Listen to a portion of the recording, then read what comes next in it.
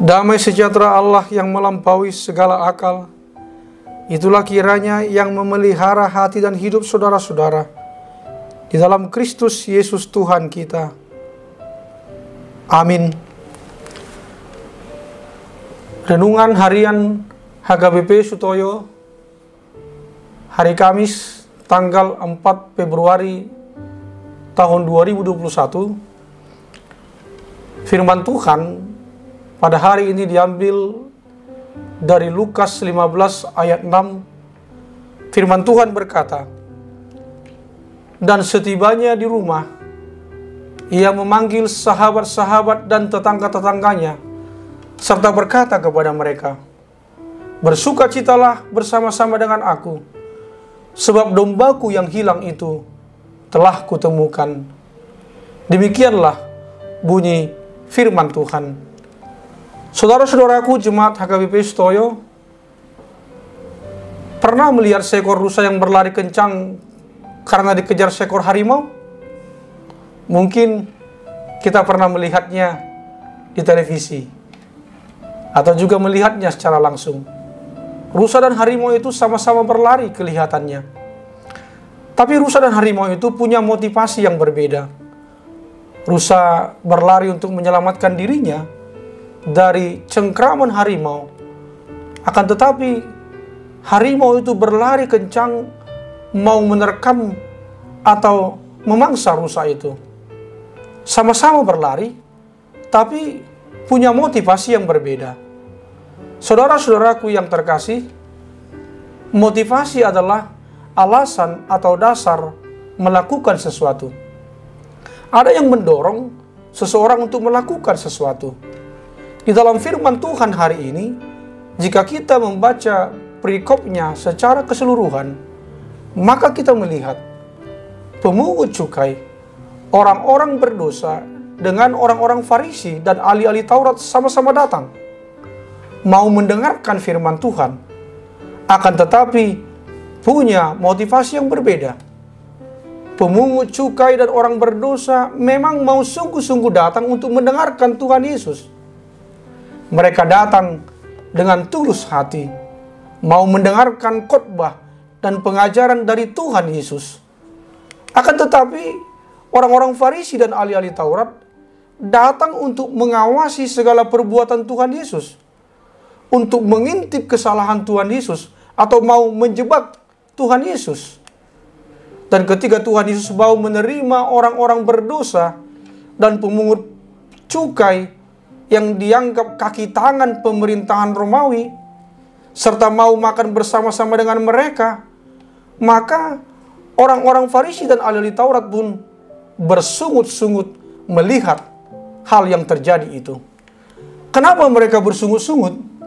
Karena orang-orang Farisi dan ahli-ahli Taurat tidak suka kalau pemungut cukai dan para pendosa mengikut Tuhan Yesus.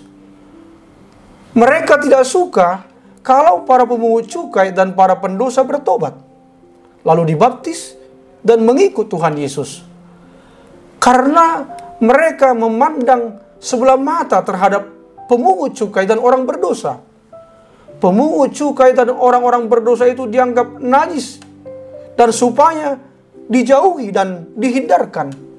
Tuhan Yesus mengetahui pemikiran orang-orang Farisi dan ahli-ahli Taurat itu, sehingga Tuhan Yesus pun menceritakan kepada mereka tentang perumpamaan domba yang hilang, di mana dikatakan bahwa domba yang hilang dan tersesat itu dicari sampai dapat. Dan ketika domba yang hilang itu ditemukan, bukan main sukacitanya sang gembala itu, sampai mengundang sahabat-sahabat dan tetangga-tetangganya untuk bersukacita dalam acara ucapan syukur. Maka lewat perumpamaan ini dikatakan, yang pertama, ketika ada satu domba yang hilang, maka sang gembala lah yang aktif mencari sampai menemukan domba yang hilang itu. Posisi aktif ada di tangan sang gembala, bukan pada si domba. Begitu juga dengan kita. Allah lah yang menemui kita, mencari kita. Keselamatan kita ada hanya karena kasih karunia Allah semata atau sola gracia, bukan hasil kerja manusia.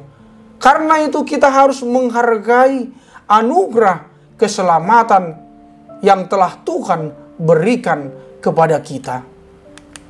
Yang kedua, ada sukacita besar di sorga karena satu orang yang berdosa yang mau bertobat. Allah memiliki kasih yang begitu besar kepada orang yang berdosa. Dan Tuhan sangat menghargai jiwa-jiwa yang bertobat dan mau kembali kepadanya. Begitulah pula seharusnya kita menanggapi pertobatan seseorang, bukan merendahkannya, melainkan bersukacita atasnya.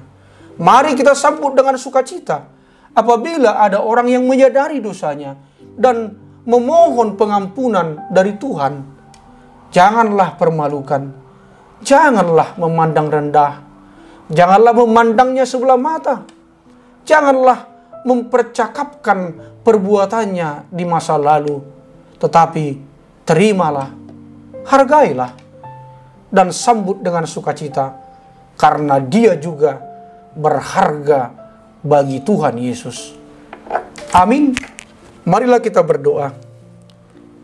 Terima kasih Tuhan atas sapaan firman-Mu yang menerima kami apa adanya, yang mengasihi kami dengan mengampuni dosa-dosa kami, sehingga kami berharga di mata Tuhan dan sesama kami.